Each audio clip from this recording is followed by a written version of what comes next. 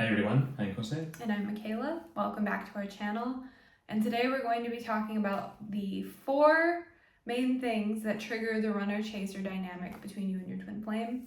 And we're going to start out counting backwards, number 4, and we're going to work up to our most important point. So follow along. So number 4 is being needy. Being needy with your twin flame absolutely triggers the runner-chaser dynamic because if you notice, the response to neediness immediately is repulsion. The energy of neediness creates a repelling force. And so your twin flame is going to feel like they're going to automatically place a boundary, and it will feel like you're chasing them. It'll feel like they're running away from you. But the truth about the runner-chaser dynamic is that it's an illusion because your twin flame is only ever mirroring you. So you're running from yourself somewhere, and that's probably what's causing you to be seeking something in them by neediness. And so the way that you solve this one is through loving yourself, through providing yourself the emotional nurturing or whatever it is you're seeking from your twin flame. So if you want to get something from them, like you want them to validate your connection, you want them to pay attention to you, you want them to give you love, your job is to give that to yourself, and that's what attracts your twin flame, your harmonious union. Yeah, and something to have in mind here, something very important. We see that some people attach themselves to the idea that they need something from their twin flame, and that is the only way. For example, I need my twin flame support to move forward in my journey, right? Or I need my twin flame to be here and comfort me. Or I need my twin flame to make things easier. Like you actually need them, but you don't. And it's when you learn to give yourself those things that you can manifest it on them. But it's not their responsibility to provide that for you, because that is your job. And once you take full responsibility over that, they can relax and be with you, because the other way around is very it's not attractive at all, and they are going to put boundaries with you.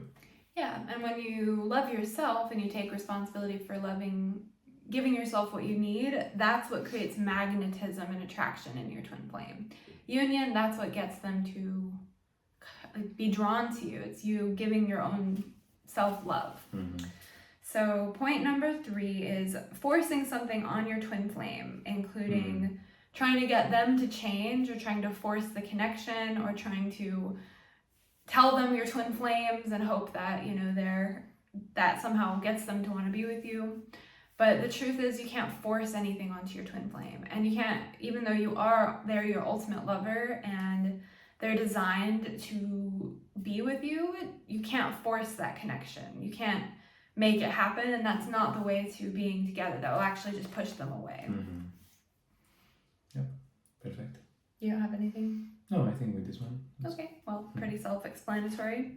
So the number 3 is focusing on them and not yourself. And because your twin flame is a divine mirror, your divine mirror, they're going to just reflect that. So if you're ignoring yourself and focusing only on your twin flame, then your twin flame is just going to mirror that by ignoring you or blocking you or running away from you. But it's only because you're running from yourself and you're putting all of your attention on them, what they're doing, what they're choosing, if they're healing, instead of what's going on with you in your inner world. Because your inner world is what matters when it comes to your harmonious union. It's inner healing that heals you, and that's what brings you and your twin flame together. Yep. This is something very important with your twin flame. There is no way that you are going to find that you can force anything on them. There is only one way, and that is through the inner work and purification. And that is the way of actually make them come closer to you. It's not about forcing anything or make them wake up suddenly. It's about just purifying yourself. Yep. So there is no use in using your energy to focus on them instead or in you, because that is an energy that is also very repelling. Is when you treat your twin flame like a drag or something, like something you want to have so much, right? But that is not really appropriate, and the way you treat your twin flame Like, of course, you love them a lot. Of course, you want to be with them a lot, but not at the expense of yourself or your value or whatever. Yeah, and like don't devalue yourself to try to be with your twin flame because that's doesn't work with your twin flame. Yeah, because proximity to your twin flame, physically or whatever, doesn't mean union. You can be next to your twin flame and still be in the same separation as before. Because if you don't change within, nothing changes. And you are in that cycle of feeling powerless because nothing seems to work. But it's because you are not addressing the core problem. And you are trying to do it still in other way when you already know that that doesn't work, but you are stuck in that pattern of like doing more and more and more. Yes. So that brings us to the first thing, number one thing that causes, triggers the runner-chaser dynamic, and it's not understanding what your twin flame is for. So this means you don't understand the purpose of your twin flame in your life. And something that Jeff and Shalia from Twin Flame Ascension School teach and say, which that's what brought both of us into Harmonious Union, is that the reason you're not with your twin flame right now is because you don't understand their purpose in your life.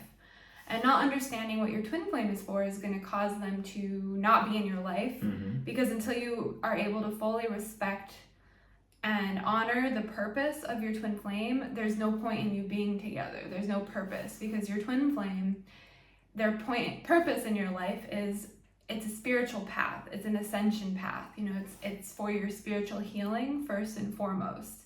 And so if you look at your twin flame and all you focus on is how angry you are at them or how much you resent them or how much you want them to come make you feel good, then that's not what they're for. Your twin flame is not there to just be a partner for you. They're here to awaken you and to be your divine mirror so you can heal yourself and you can come, like the ultimate goal of the twin flame journey is total ascension. It's what we within the Twin Flames universe community call perfect union, which is just you're at totally ascended state where you have no more blocks and upsets. And your twin flame is meant to bring you there by showing you your blocks and reflecting those blocks to you.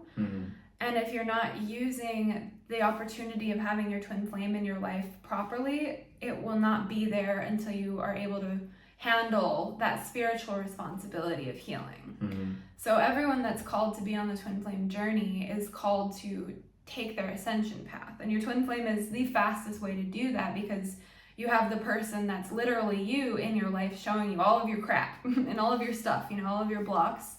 And so you have to use that opportunity wisely and with, responsibly, and remember that that's all that this is they're just mirroring you. They are not to blame. They're not the ones keeping you from being together. It's all you, and that's really the most important thing. And I feel like people always hear this and they get it on a surface level. They avoid it. But there's like an avoidance, of the deeper level. So it's really important to learn that your twin flame is your mirror and that they're in your life to help you purify your consciousness. And that's the only reason we were able to be together is because we took that spiritual journey of healing and we continue doing it now that we're together. Like your twin flame, every day.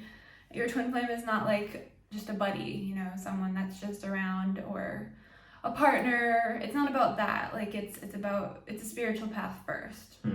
So, so one last thing about this point, because we mentioned about not being something in the surface level.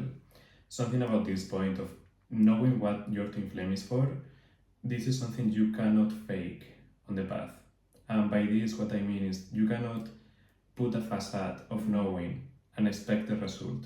Right. You cannot listen to the words and have the words in your mind. I hear this in the video, so I already know. There is a difference between knowing the theory in your head, in your mind, and actually understanding it. And to understand it, you must take the path. It's not only about, I understand my twin flame is my teacher. Where is he? Where are they? You don't really understand it at that deeper level. And until you find that clarity, there is more work to be done. And you must be very honest with yourself here, because not being honest with oneself is something that is stopping a lot of people from moving forward. Right. If you are not honest with where you are spiritually, nothing will make sense for you, because you are not clear on where you are or your next steps. Right. So be very honest, and remember that if you want a real result, there is only one way, and it's through doing the work. Honestly and authentically. Really doing the work, not looking like doing the work. Yeah. So very important. Yeah. So if you are ready to honestly and authentically do the work, we are here to help. And I definitely recommend signing up for one of our Ascension coaching classes. You can check all of that out down below. They're amazing opportunities. And feels complete. Mm-hmm. So if you enjoyed this video, be sure to like and subscribe if you haven't already, and we'll see you in our next video.